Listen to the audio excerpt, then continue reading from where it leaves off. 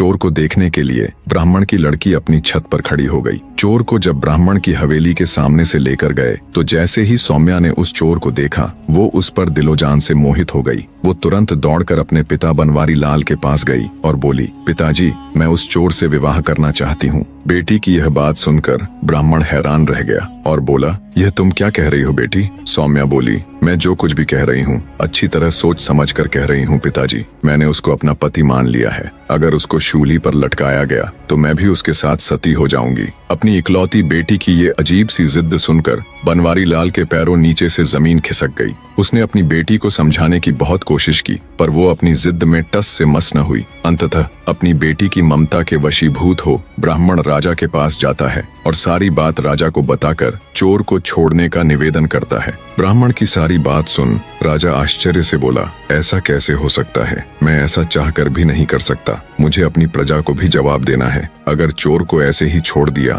तो सब नगरवासी क्या कहेंगे? कोई हल न मिलने पर बेचारे ब्राह्मण ने वापस घर जाकर अपनी बेटी को बहुतेरा समझाया पर वो अपने निश्चय पर अटल थी। सौम्या के हठ का समाचार पूरे पास पड़ोस में फैल गया। उड़ती उड़ती बात चोर के कानों तक भी आ पहुंची।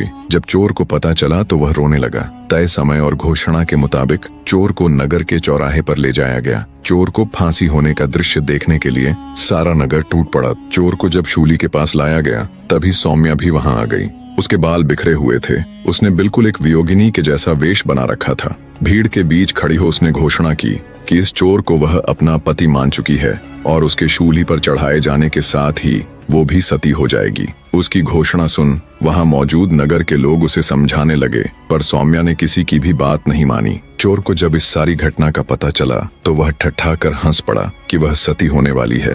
कुछ समय पश्चात चोर को शूली पर लटका दिया गया। आगे दैत्य दंभिकासुर बोला, तो विक्रमादित्य, ब्राह्मण की लड़की सौम्या अपनी घोषणा के अनुसार उस चोर की मृत देह को अपनी गोद में रखकर सती हो गई। उसने अपना वचन निभाया। अब तुम मुझे बताओ कि चोर सौम्या के प्यार की खबर पाकर रोया क्यों और उसके सती होने के इरादे पर ठठाकर हंसा क्यों? उसे तो सौम्या के प्यार की खबर पाकर खुश होना चाहिए था और सती होने की सूचना पर रोना। राजा विक्रमादित्य कुछ सोचकर बोले, सुनो दुष्ट दैत्य, जब चोर को यह पता चला कि ब्राह्मण बनवारी लाल की पुत्री सौम्या उससे प्यार करती है तो वो अपनी तकदीर पर रोया कि अगर सौम्या का प्यार उसे पकड़े जाने से पहले मिल जाता तो शायद वह सुधर जाता। अब बात आती है उसके हंसने की, तो उसका हंसना बिल्कुल ठीक था। सौम्या की मूर्खता पर उसको हंसी आई कि मान न मान मैं तेरा मेहमान। उसका सती होना भी त्रिया चरित्र का एक हिस्सा था। बस इसी कारण वह ठठाकर हंसा। राजा विक्रमादित्य की बात सुन दंभिकासुर बोला, तुम ठीक कहते हो विक्रमादित्य। दैत्य दंभिकासुर न चाहते हुए भी अपनी अगली गुत्थी कहना आरंभ